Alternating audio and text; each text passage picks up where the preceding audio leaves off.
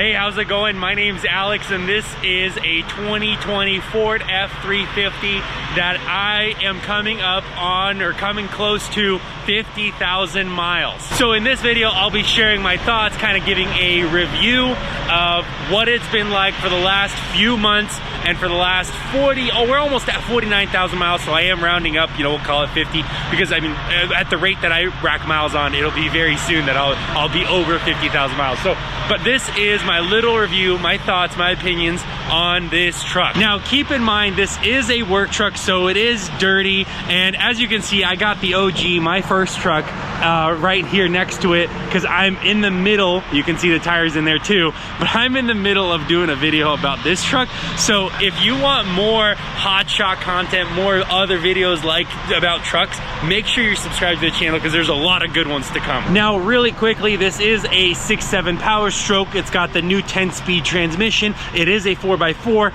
and I'm fairly certain now that I've watched more videos about it, I do believe this is a 373. I still might be wrong, I'm not sure, because the 410s I think would be too high, and I've watched other 2020 Ford videos, and most of the time it comes with a 373, so that's what I think I have. So you can see right there, 48,892.3 miles, and almost all of those miles I've been towing that trailer right there. So it's been a hard working truck for sure. Now, this video about the Ford, I want to split into three parts. First and foremost, what I like about it. Second of all, what's kind of in the middle. It's not necessarily a deal breaker, but it could be improved.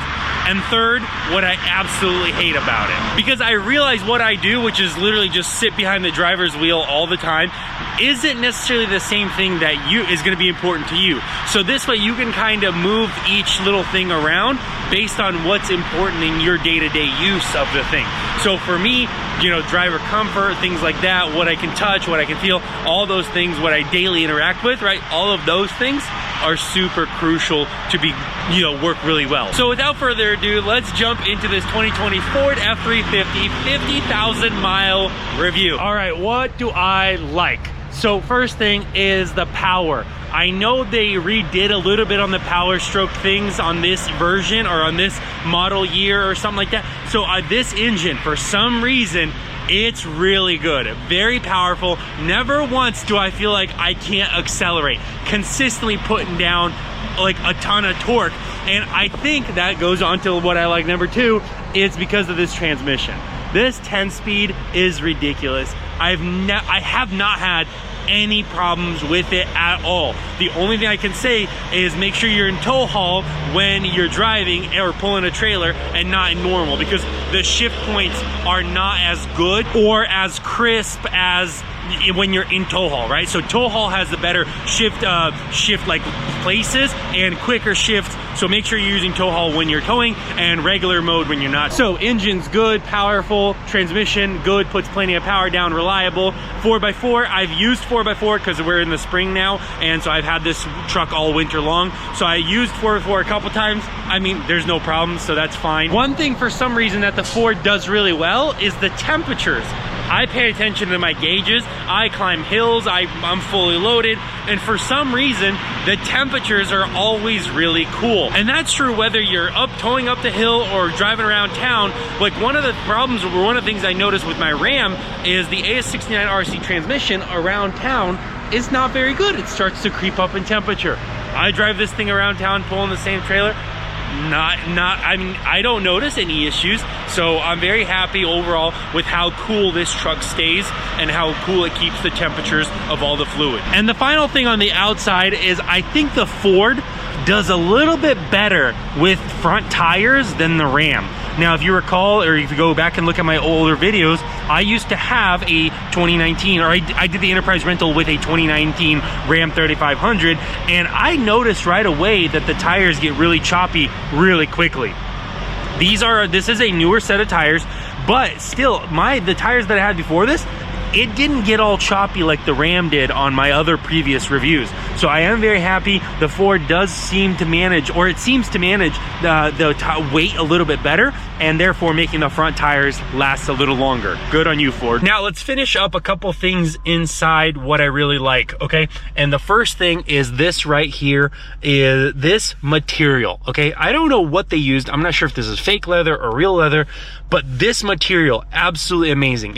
I mean, sure, it's not super soft because there isn't, you know, isn't a lot of foam in here. That's fine, that's not the point. But the material is very, very good quality. It doesn't irritate my elbow, and I really do like. Now this is hard plastic right here, but this material, what they put on the armrest, amazing stuff. Really a huge fan of this.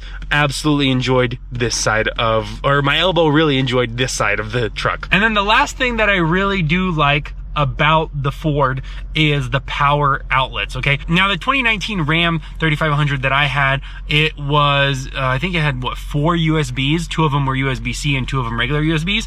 And sure, the Ford only has 2 USBs, 1 regular USB-C and 1 USB A, I believe that is. Or so 1 regular USB and 1 USB-C, right? So 1 big one, 1 small one.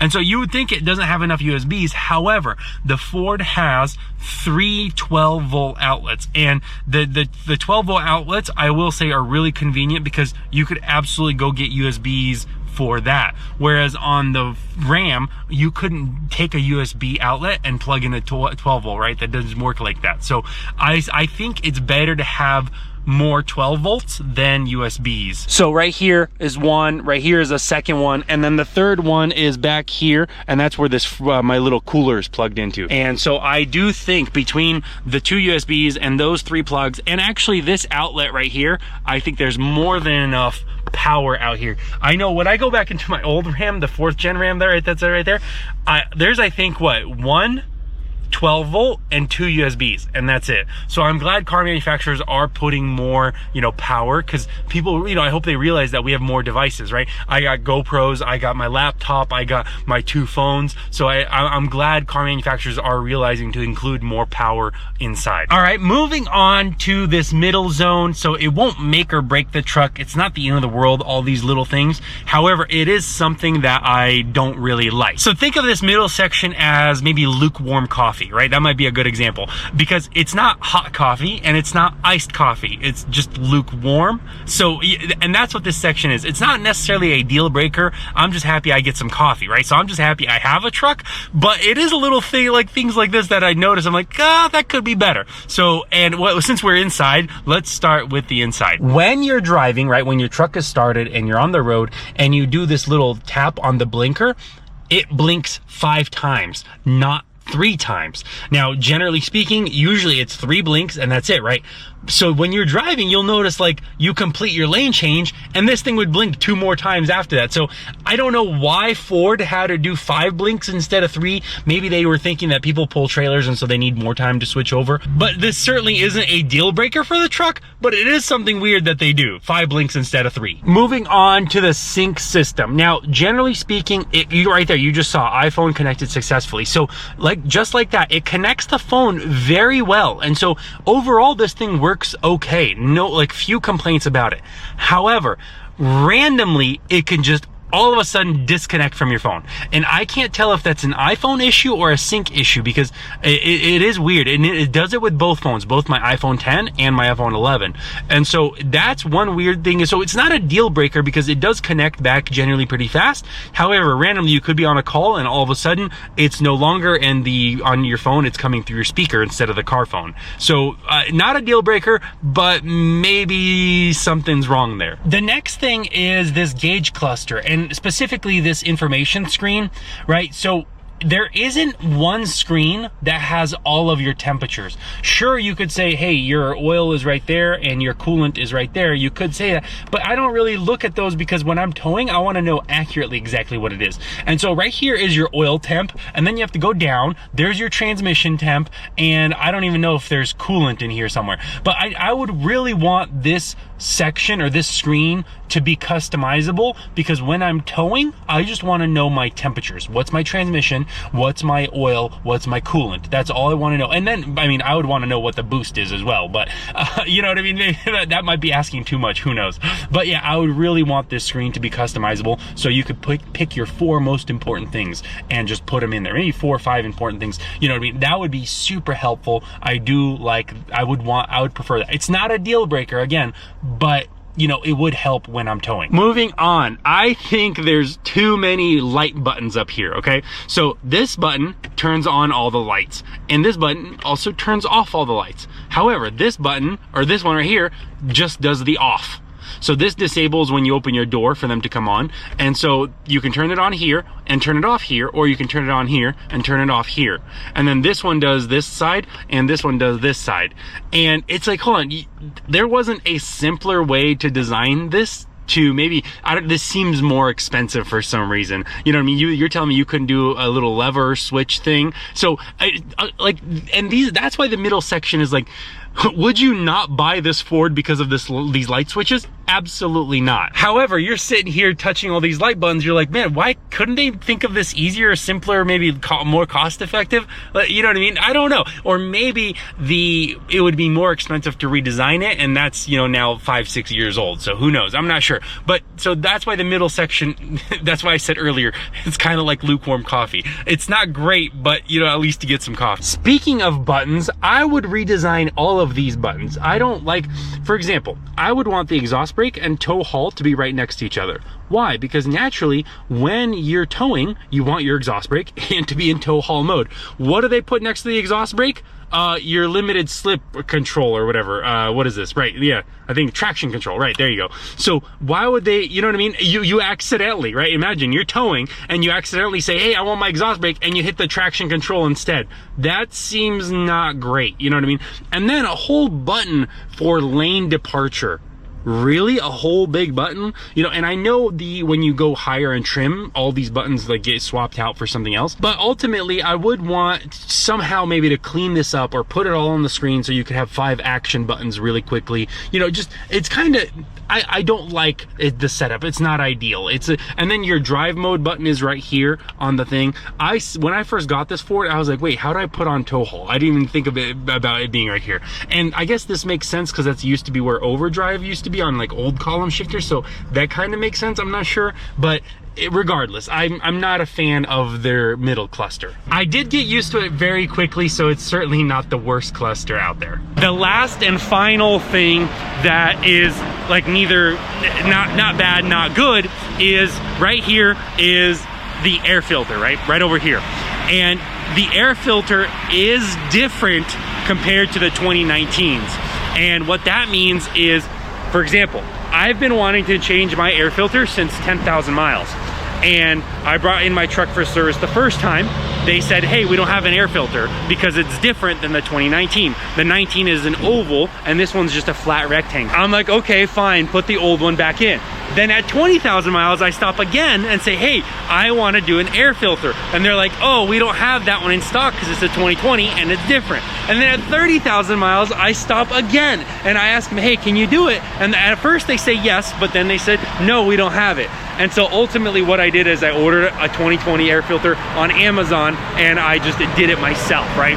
And so that's not a deal breaker, right? A change in air filter, it's not that bad. However, it's something just to keep in mind that they might be cheaper, which is good, but if you're getting a new truck and there isn't parts available, that's an issue you might run into. Okay, now let's move on to what I hate. The things that aggravate me a lot about this truck. And I mentioned it at 10,000 miles at my first review, and I'll mention it again. These lights, okay? Now, sure, right? You could get the better lights to fix the brightness problem, but you cannot fix the dual beam issue, right? And I don't know what Ford was thinking when they're like, oh, let's just use dual beams. I consistently get flashed high beams at me. High beams, high beam, high. People just flash me, I mean, probably once or twice a day. That's how bad it is, you know? And in the winter, it's especially pronounced because the days are so short. And so you're driving when it's dark in the morning, you're driving when it's dark in the evening, and people are just flashing your high beams once or twice a day. I kid you not. And I don't, and here's the thing. That's why I say the brightness can be fixed with the better lights. However, even on the higher trims with the nicer lights, still both of them are on. Look it up, both of them are still on. So I don't know why they decided to go with a dual beam. No idea, but I think that is by far one of the dumbest things that they've done. The rest of the things that I hate are from the driver perspective, so let's jump into the truck really fast and let's continue what I hate in here. The first thing is this carpet and these holes. These do not hold the carpet very well because it's just a round thing, and so it slides off all the time. Every time I'm jumping into the truck, I have to adjust this carpet. So I could only imagine how bad this thing will be maybe at 100,000 miles, let alone almost at 50.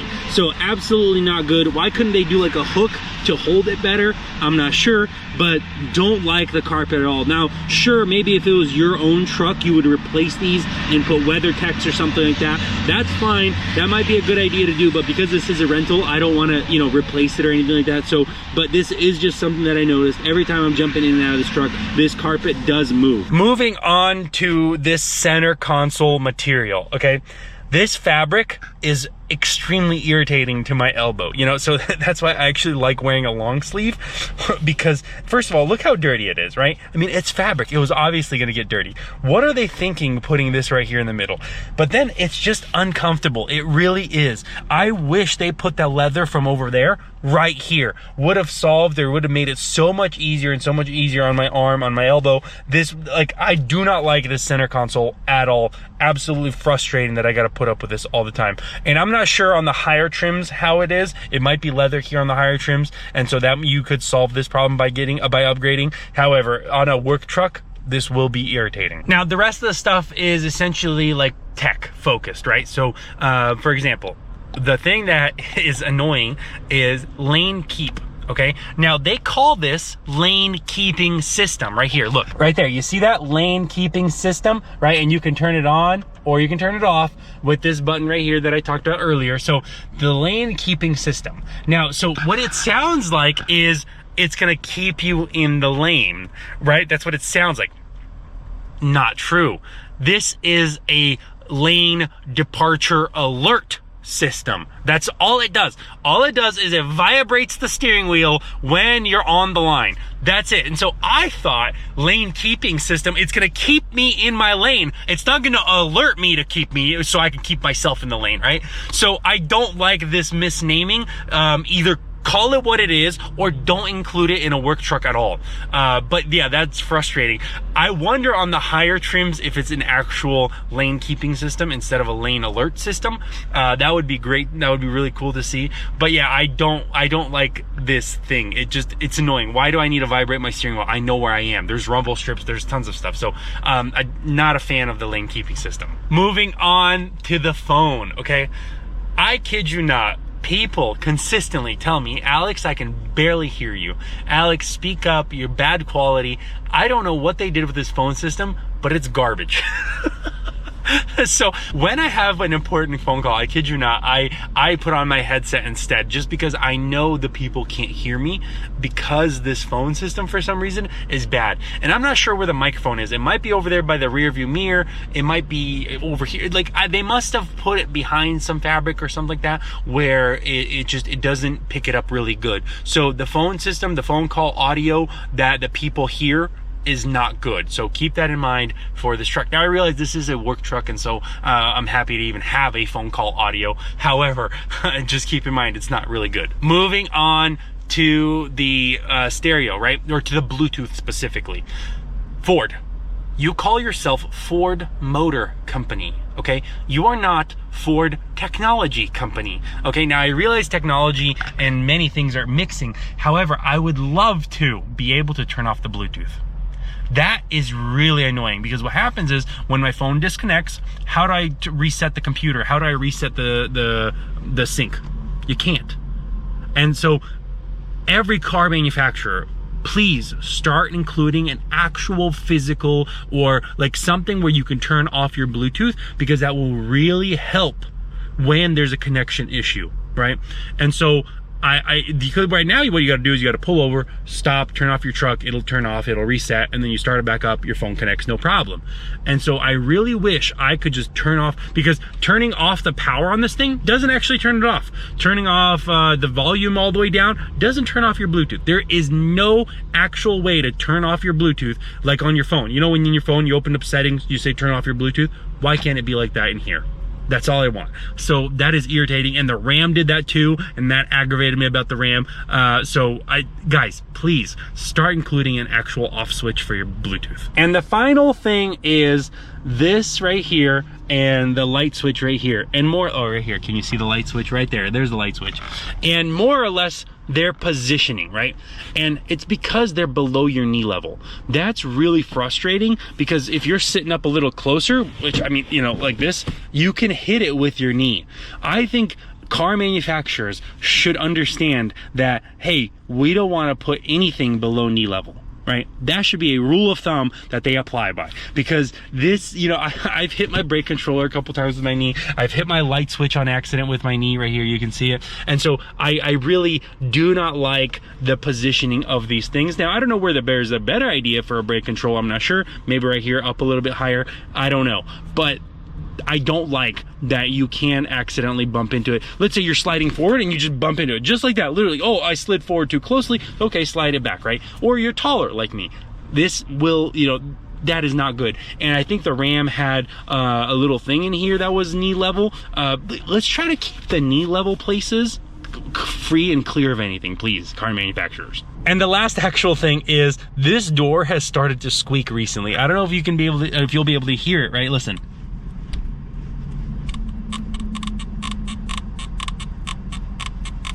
So I don't know why that is. I mean, usually my knee rests right here, so it makes perfect sense that it's squeaking, because this is where my knee rests. However, that does get annoying because I can hear it, and so that's like, I mean, how long do I think that'll last? 200,000 miles? I don't know. So yeah, that's a little bit not fun either. Now, I'm not saying this is exclusive to the Ford either. I'm sure other cars squeak all the time. However, that is something that I noticed in my first, you know, 49, almost 50,000 miles. And so that brings us to the summary, to the closing, right? Overall, I'm absolutely thrilled with this truck. I'm very, very impressed. Now, specifically because of the 10-speed. I really think that 10-speed is night and day. When you're towing, having the control with your throttle is amazing. Guys, I just drove that truck right there, right, which you'll see in future videos. But I drove that truck and I literally just locked out 6th gear and didn't want to go to 6th, just wanted to stay in 5th, because there just isn't enough power in 6th. And so, and 5th is too high RPMs, as a matter of fact. And so I'm high RPMing it just because I'd rather high RPM than low RPM. And that's a common issue with a 6-speed, right? You can never exactly pick the right area where there's enough torque. And with this thing, first of all, throttle response is great because it can go 1 gear, it can go 2, it can go 5, whatever. And also, it just picks the perfect RPM when you're in tow haul mode. And so overall, this truck is absolutely phenomenal, and I'm very, very happy with it. And I really look forward, there's been rumors that they're putting in an 8-speed or a 10-speed in the Rams. And so, I mean, it would be great if I could get one of those, you know, when they come out. That would be awesome. I'm sure there's going to be a lot of testing with them, and so it's probably going to be a couple of years down the road, but still the point remains the same, that you know, it'll be interesting to see that. But there's 2 little things you were asking in the comments on my previous videos, right? And the first thing is, Alex, why is your airbag light on? I actually don't know. That airbag light has been on since day 1. It's not because I removed my passenger seat, right? It's been on since day 1. So I wish I had a better answer for it, but yeah, right there, that airbag light, it's been on this entire time, and I do not have a reason or an answer why. And here's the thing, when I took it to the Ford dealer because I thought there was a recall, I thought maybe they would clear it or they would tell me what's wrong with it, but they did not. They just said, hey Alex, you don't have any recalls, and they gave me my truck back. So I wish the Ford dealer did something about it when it was there, but they didn't. So oh well. But long story short is, airbag light, for some reason it's on, and I don't know why. The last and final thing you were asking about in the comments below is death wobble. Okay, now here's the thing, death wobble, I don't think it's a tire issue, I think it's a suspension issue, right? 50,000 miles, or almost 50,000 miles, I have not had death wobble at all. I've been loaded. I've had, my tires were bald, you know, before I switched out for these new ones.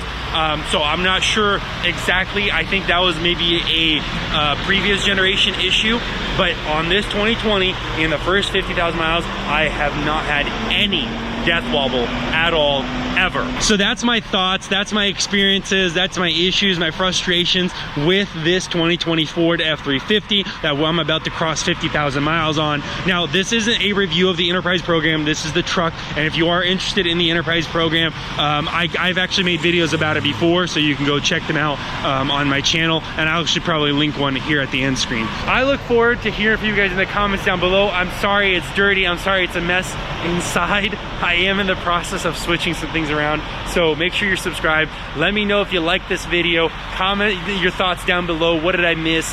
And I will see you in the next video. Peace. And really quick, the last thing is, this Ford recently was on the side of the road, and I'm not sure how I'm gonna upload it. I don't know if I'll upload this video first or that one first, but recently it was on the side of the road because there was a white smoke coming up, and the white smoke was because of the oil was hitting the exhaust, and the oil was hitting the exhaust because it was leaking from the oil filter. The oil filter is right there, and so it was leaking, hitting the exhaust, and causing white smoke. And what happened was, the oil person, or the service person, installed a really cheap oil filter and a really cheap seal, and maybe really poorly, and what happened was it was leaking from the top. And so I had to get a tow truck because I was worried about you know messing the engine up, and so I ended up getting a tow truck, and they replaced the oil filter with, I think, factory parts, and then filled up the oil with, you know, the right level. But keep in mind, that video was not like Ford did bad. It's specifically like, hey, the people that touch your truck, the people that service your vehicles, make sure you trust them, because they can ruin your vehicle more than, you know, maybe a bad button layout or something.